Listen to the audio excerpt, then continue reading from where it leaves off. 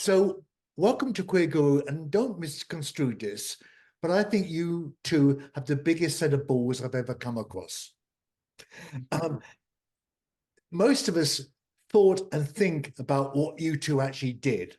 So without spoiling, let's go back to that fateful night when Trump won. What happened? We were with our best friends, a lesbian couple. They were having a small election party, which quickly became a wake, really depressing. And we said, "I'm sorry, we have to go. Yes, we understand." As we were driving home, I turned to Michael and I said, "I think we should leave the country. What do you think?"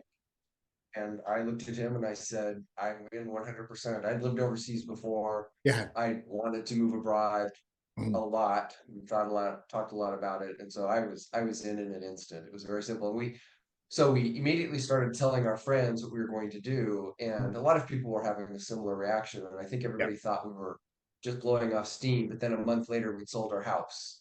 My And people were God. like, yeah, we did it really quickly. Yeah. And people were like, oh, these guys aren't kidding around. But you said, we're sort of fearless with big balls. And the reality is, I'm actually not particularly adventurous. Michael is, but I'm not. I'm kind of a nervous Nelly. And I mean, at that point, my fear of what was happening in America exceeded my fear of the world.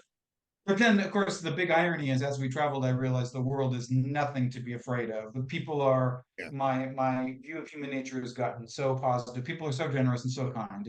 It hasn't been a scary thing at all in reality. But I think you've also turned out to not be the nervous Nelly you thought. I mean, Maybe. we've talked about this before. We've done other interviews, and Brent's always said that, and I've always agreed. But we're 7 years into this, and you've changed them because you're Maybe. not a nervous Nelly now at all. A little of column A, a little of column B.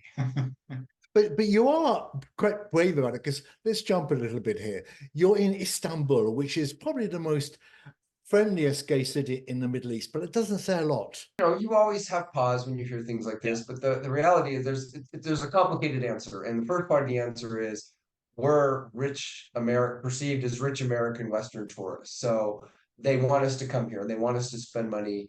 And as long as we are within certain boundaries of propriety, they Mm. don't care. They're not going to ask questions. It's sort of a don't ask, don't tell. Yeah. So there's that aspect to it. But there's also the fact that Islam, any fundamentalist, any religion that has fundamentalism is going to have bad aspects. But in general, Islam is really about hospitality and kindness, and they show you that in great measure. So no, in the 4 different Muslim countries we've lived in, we've never felt like an issue. I mean, when something happens and it makes the news, it made the news because it was unusual. Most of the time, it doesn't happen. That said, in this particular trip to Istanbul, things have gotten particularly aggressive lately, and so we did. We had some pause before we came here. We have a lot of gay friends. The thing, a lot of people say, you should boycott these countries, and we've been in a lot of homophobic countries and talked to gay people, and 100% of them have said, don't do that. Don't boycott us. What you should do is come,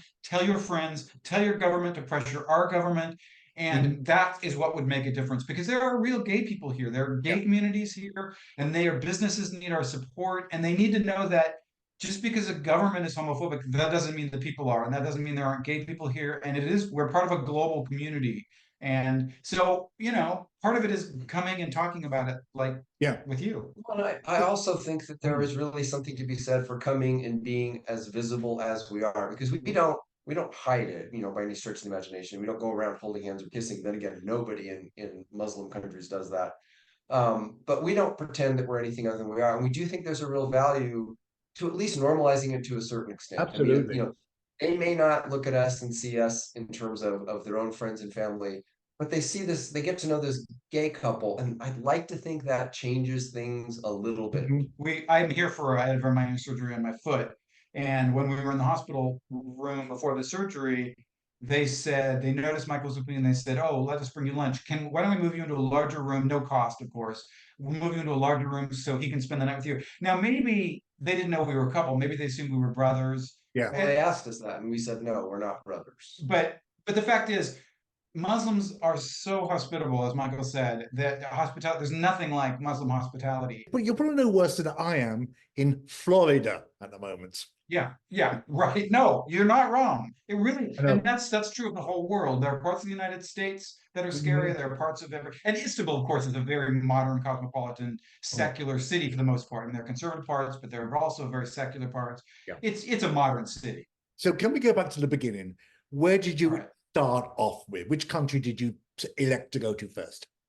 Well, we were supposed to start 6 months later than we did. We actually started at the end of 2017. We Mhm. were supposed to be leaving more in the middle of 2018, but Mhm. one winter morning in Seattle, after we'd had 100 straight days of rain, I had it. I broke. Yeah. And when he got up in the morning, I said, I can't do this another winter. I can't do it another entire winter here. We need to move Mhm. sooner.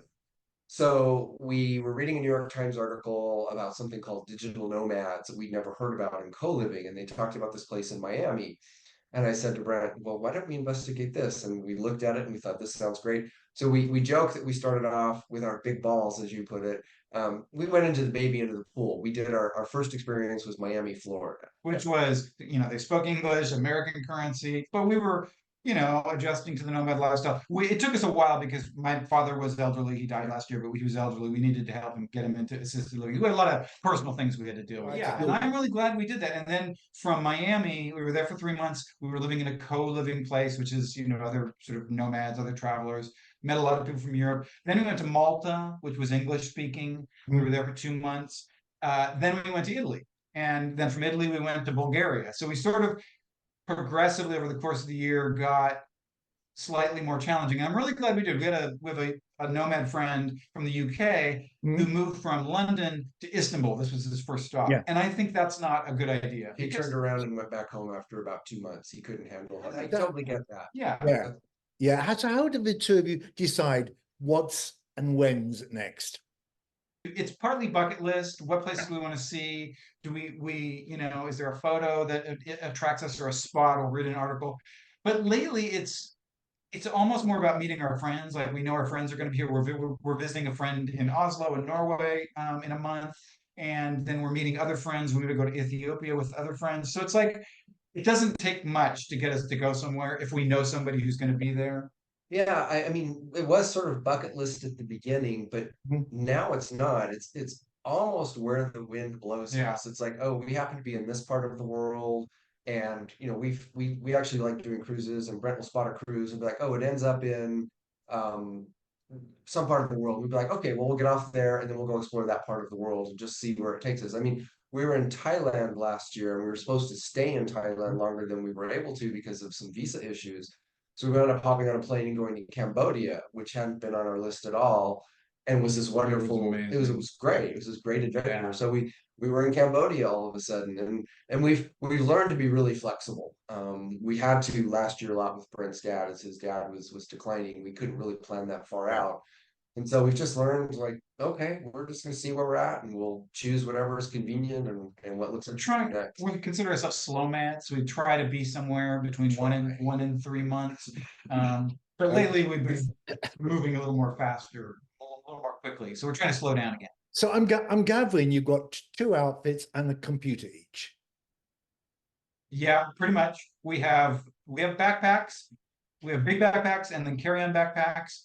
Honestly, the longer we do it, the less we carry. It's like, how many things do you need? I used to say, well, we need to bring jackets. At some point, we're going to be invited by some European prince to his estate for the weekend. We need dress clothes. And first of all, that never happened yet. But second of all, if that happens, we can just buy another jacket. So, we think anything new we buy, we have to get rid of something old. Otherwise, we have to carry it with us. So it's like we've winnowed it down. Well, the sad truth when it comes to clothing is I tend to wear the same three Yeah. things over and over. So I will get to a new destination, I'll unpack, I'll put stuff in the closet. I think I'll make a point to wear this. It'll come time to go, and half the stuff will have never been worn because it's just easier to wear when I'm. It's not that different from our old life. We're bad gays in that. So you've become your fathers, I think, in reading your stuff. Did it change your perception of Europe? Like when I came here to live here, it changed my perception of the US. And it's not like it's all of the things I'd heard, but I didn't really get like how materialistic America is and how beautiful it is. The country is so wide open and there are beautiful spots. and how self-centered Americans are, how they don't know anything. I mean, all the stereotypes are so much more true than I thought. But also, there are good things about America. You know that the rest of the world, you know, you do what your dad did, you live where your dad lived. There are people are more confined. I think there's a sense of openness and possibility in America that is real. I mean, there's a dark side and a light side to that, you know, but it's complicated. I mean, I now see other cultures and I think they're not necessarily better than or worse. They're just different. Oftentimes, I do think they're better than America, but for the most part, it is what it is. It's We've been having an interesting discussion based on some other Substacks we've been reading about why so many people want to move to America. And 7 years ago, when we started out, I think our attitude would have completely been, you are crazy. How could you want to leave Europe and come live in America? Europe is just so clearly better.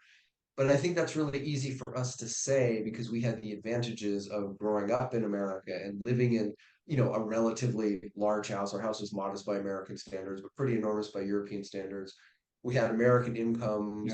We had lower taxes there. So we got to live in these nice places. We got to accumulate wealth. And now we get to move to Europe and enjoy the wonderful public spaces and the charm of the old town. But we have come to realize growing up here and living in these small spaces, and as Brent said, sort of being confined socially, I get why people look at America and say, man, I really want to go live there. There's no perfect place. We still prefer the rest of the world, frankly, to America, but it's complicated. I get it, and we understand it. It's hard. Yeah, and also you touched on aging recently, and that's a thing which concerns all of us, especially me. And I wonder how that's affected your plans. Are you going to keep going on, or are you going to just change your attitude about stuff? You know, we want to go as long as our health is good. We're in our late 50s, and we want to go until we can't. But like I said, I just had this surgery and you know, the body's slowly breaking down. And at some point we're gonna, you know, something really serious will happen. And do I want to be in a foreign country? I mean, it's like on one hand, the medical care was great and cheap compared to America, but on the other hand, you know, people are speaking Turkish, and I only have Michael as my support. So we do think about that. So we've always said from the beginning, if we find the perfect place, we will stay, and that hasn't happened yet. If Yeah. we don't find the perfect place, I don't know. We're going to go as long as we can, and no plans to stop soon. This is the question that haunts us, what we're going to do as we get older. As Brent said, it's just the two of us. We have lots of wonderful nomad friends, Yeah. but it's not like if we're back in the States and something happened, you'd have a circle of friends to rally around you. So we're just gonna have to see what happens. I confess my biggest fear at this point in life is having to stop and move back to America, because despite the good things about it, it's just not where I want to spend the rest of my life. Yeah. I've always been a great believer, and not on your scale, of you know where you belong. That's why I ended up here in Miami. And again, I ended up in Provincetown. And yes, I miss things, but I don't think it's fair to keep comparing stuff. My life is my life. And as long as my English friends don't expect me to explain Trump, I'm fine. Tell us now, you're both writers, and how can we follow your journeys now? Well, we have a website, www.brentandmichael.goingplaces.com, which is also a newsletter. So we publish twice a week thoughts and comments about where we are, how we do what we do.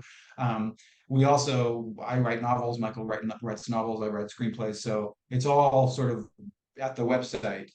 Yeah, if you're at all interested in travel, I recently did a poll of our subscribers, and it was really interesting to learn that a third of them are currently long-term travelers and nomads themselves. Wow. A third of them are interested in becoming that, and a third of them are people who just like to travel and enjoy our tips. Yeah. So if you're at all interested in travel, I think our newsletter, Brent and Michael Going Places, is a pretty good place to sort of get an unfettered look, because we are a subscription newsletter. We do not rely on Google rankings. We are not being comped hotels and cruises by cruise lines where we're then sort of obligated to write positive things. We tell the good and the bad about our life, and it's mostly good, but sometimes it's bad, and we share it all. We are not, I mean, maybe we are influencers, but we're not like Instagram. It's not aspirational, it's informational. You know, we're trying to tell the whole truth. We think that's more interesting. I hate that word, influencer. You must be asked this a lot of times about people who want to ape what you do. Do you have a stock answer to them? that it's my answer is it's a lot easier than you think. And if you're an American, you have amazing privilege. It's sort of like the ultimate life hack. But of course, it's not for everybody. I have a friend, one of my close friends says to me, "I could never do what you do. I need a stable place," which is fine. It's sort of like what you said about places. You know what's right for you, and I think if you were to try it, you would know right away. I will say, and I get the self-selecting group, but of the people we meet, most people try it and love it. But then, of Yeah. course, these are the people who actually go through with it. I would add to what Brent said that the world is not as scary as it can seem. And when you live in America and you read about Turkey, or you read about, we've got friends who are heading to Azerbaijan, these strange, mysterious places, it all seems scary and intimidating. And to be fair, a lot of it did seem that way to us. The world is not a scary place. Yeah. You takes a little bit of getting used to. You have to get your sea legs, you have to develop certain muscles. But once you do that, there's a lot to be seen and done, and it's well worth it. And I mean, with your phone, you can't ever be lost. You can't ever not speak the local language. Travel has become so easy, which is part of the problem. There's over tourism, but there's a reason why everybody's traveling. The world is becoming smaller, and in a way, that's a good thing. Yeah, because I'm constantly shocked even now that not just Florida, but some people have never left Key West in their life. And it's true, and it's a very small world, and I'm shocked. I know that America has a lot of different continents in itself, but I'm shocked we don't travel. You two are an inspiration. I really got really excited when I found you guys. I hope people are going to follow you, and long may you do this as an inspiration tool with your big sets of balls. Well, thank you very much. We appreciate that. Good to